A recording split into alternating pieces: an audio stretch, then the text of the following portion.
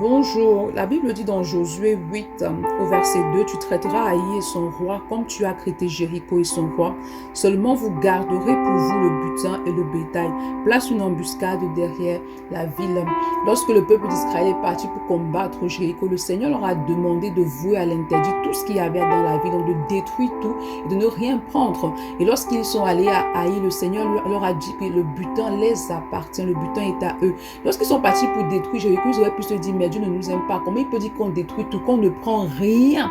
Et pourtant, le Seigneur avait déjà prévu quelque chose pour eux dans la suite, justement, dans la conquête, en fait, de Canaan. Donc, lorsque tu vas dans la présence de Dieu pour prier, lorsque Dieu, peut-être, tu as l'impression que Dieu ne te répond pas ou qu'il ne veut pas te donner ce que tu demandes, et pourtant, le Seigneur a un temps déterminé, un temps prévu par lui dans sa souveraineté pour toutes les grâces, justement, qu'il a prédestinées pour ta vie. Lorsque tu pries, le Seigneur n'attend pas de toi que tu commences à murmurer, à douter, etc.